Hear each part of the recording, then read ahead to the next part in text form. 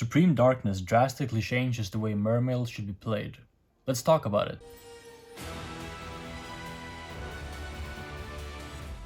To start the profile off, I have 3 copies of Poseidra, the Storming Atlantean. This new card is so powerful that you just want to build your deck around it. So whilst this is easily searchable off of either Dragoons or Abyss Rhine, just hard drawing this card makes cracking boards that much easier. And as we talk about the rest of the deck, you will see why I play 3 copies of this card. For the other Atlanteans, I play 3 copies of Dragoons. Still a powerful searcher in the Mermail deck, allowing you to grab any Sea Serpent. Then I of course play 3 copies of Shadow Squad. With the release of Poseidra, opening just Dragoons and Shadow Squad allows you to get to Neptubis, when previously this would not have been combo. And I play 3 copies of Neptubis Prince, by far the strongest Atlantean, and the 1 copy of Heavy Infantry. For the Mermail part of the deck, I play 3 copies of Abyss. I have slimmed down quite a bit on my Mermail part of the deck, but Teus is still a very good opener, as well as an extender. And with the release of Poseidra, this gives you another level 7 that you can make your rank 7 plays with. To go along with Teus, I play 3 copies of Abyss Rhine. In this version of the deck, she gets a bit less powerful, seeing as I'm not playing Coelacanth, and with Poseidra you have plenty of ways to trigger your Atlantean effects. But I still chose to play 3 copies of Rhine because it does get you to Poseidra, or the Teus if you already have access to it. And for the last Mermail monster, I play 1 copy of Abyss Pike. I'll touch later on why I'm not playing any copies of Megalo or Abyss Gundy in this deck.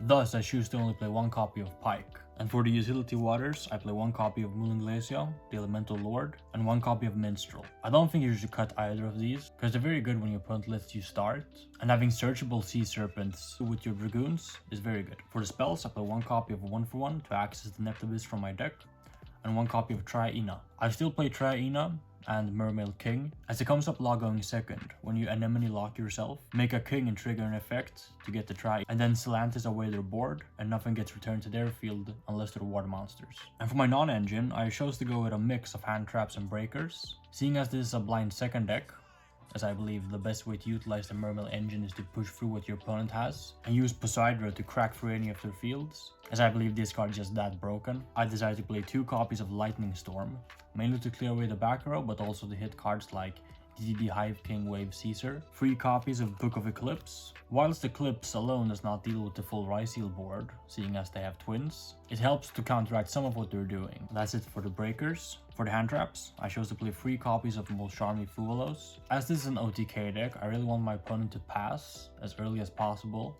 So having these turn skips like the Fuvalos and Perulia, as well as some hand trap traps in the form of Imperm and Impulse, going along with your board breakers, allows you to have a pretty good game 1 against most decks.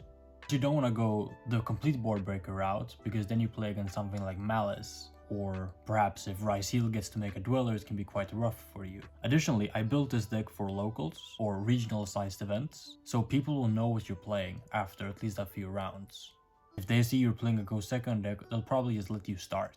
So having at least some of your non-engine in the form of the Eclipse, Imperm and Impulse being effectively trap cards that you can use to disrupt your opponent when you go first, as opposed to Lightning Storm or the Mulsharmi, alleviates the damage done to you if they just randomly let you start in game 1. So now that you've seen the main deck and you understand a bit more about how the deck works and my theory behind it, we can talk about why I chose not to play Abyss Megalo and why I chose not to play or the additional 2 copies of Pike. So as this is a going second deck, I didn't feel that the Gundy nor the Steam would really come up, seeing as I'm not doing a combo as I would be if I was going first. Sure, searching the Gundy off of your place and then having an additional extender to push through a board comes up, but drawing the Gundy is quite bad, and seeing as I'm not playing 3 copies of Pike, because I'm not playing Coelacanth, thanks to the release of Poseidra being a much better card you can get off of Rhine, at least when you go second, I could cut the additional normal summons from my deck and make sure that my hands weren't clogged with cards I had to normal summon to get utility out of them, thereby cutting the Gundy, seeing as I don't have much access to this card anymore, as it was mainly searchable off of Pike.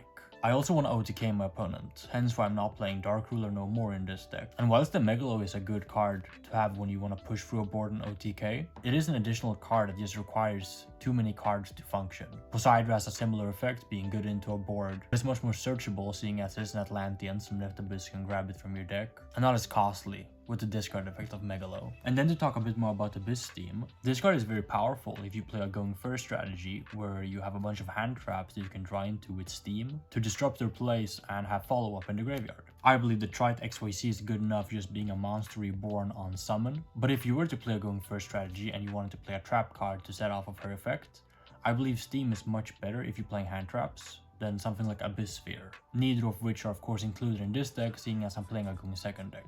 And with that out of the way, we can talk about the extra deck. So for the first monster, I play one copy of Abyss Keeper. Whilst this card is mainly utilized to summon Coelacanth, if you happen to draw it, you can also summon Pike from your hand. Seeing as I'm playing 3 copies of both Teus and Ryan, Ryan gets the Teus and Teus gets the Pike.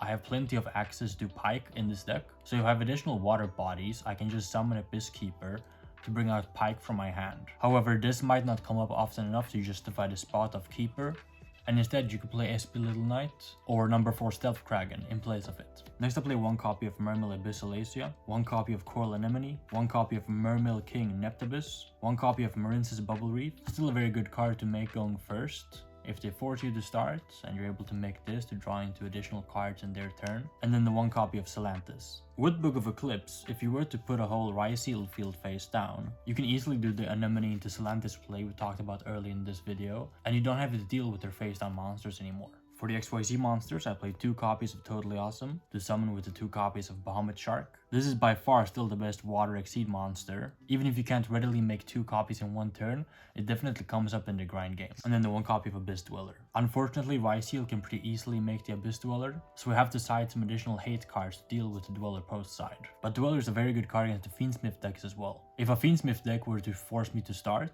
I often make Dweller instead of the second Bahamut Shark if I can make both. Then the 1 copy of Trite. This is mainly just a way to overlay into Poseidra Abyss, but making this as opposed to Gaios, when you were only gonna make this anyway, just allows you to get a free monster reborn. This is yet another reason to play this deck as a going second deck, seeing as Poseidra Abyss just helps you crack pretty much every field they can make. And for the last monster in the extra deck, I play 1 copy of Crocodragon. With a combo where if they make you start, then you can link this off and summon back a Minstrel to synchro into Croco, drawing additional cards and having more disruptions. For the side deck, I play 3 copies of Mulcharmy Meowls. I think Meowls is very good against the Maliss deck, but also against Fiendsmith variants, where you're able to not only stunt their plays, but also being able to use this if you were to draw it as a 6th card, or if you were to see 3 Mulcharmies. You can keep the Meowls in your hand and use it on Lacrima when they attempt to bring back the Requiem. I think this card is better than Lancia, particularly in this deck where I want to see multiple cards so I can break apart their board, rather than floodgate them for a turn and go -1, because this card still shuts out Maliss from making all of their link-based plays, while also being more versatile into various meta decks, as well as Rogue. Then I side 1 copy of Marksman. It is very good to have a searchable back removal card, so you can easily deal with the back row against, for example, Labyrinth. Then to go along with the Lightning Storms in main deck, I have 1 copy of Harpy's Feather Duster as well in the side deck. Then I have 1 copy of Call by the Grave. It's just one of those cards you can put into a lot of matchups. And if you go second, you can use it, for example, on Requiem or Hieratic Seal, by just negating their effects. Then I have 2 copies of Cosmic Cyclone, again some more back row hate, and to deal with certain floodgates. Next I needed a card to beat opposing Abyss Dwellers, against Ryzeal mainly. Forbidden Chalice is not good enough because they can chain Detonator to pop this and dodge the Chalice, and Droplet is often too costly, just being a neg1 to negate the Dweller.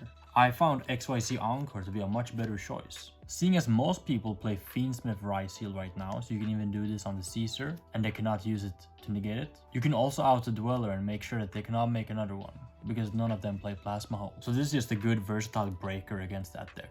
Also, you can put back the Detonator, so their twins can't reborn it. And then I wanted a side deck card, which I can put in against certain combo deck where I don't want to go second against them, because they just end up doing too much, unless I open Humble Charm. But also a card that I can side in, punishing them if they elect me to go first, against the rogue decks, or the mid-range decks, whilst not being a completely only going first card. I think Solemn Strike fits that role perfectly. This is a very good trap card for when you go first, by stopping what they're doing, allowing you to survive another turn. But also Solemn Strike is a very good card when you go second and you Mulcharmy them, they pass on a mid-rangey board with lots of follow-up and maybe some non-engine, so you can't kill them. Then having the strike for their next turn is very powerful. I hope you guys found this video insightful. Perhaps going second isn't always the best option for Mermails moving forward, however it is the version I will be playing going forward. Poseidon is just that powerful of a card and allows you to cut away a lot of the bricks in your deck that you had to play previously. And with the format shaping up to be mostly mid-range decks,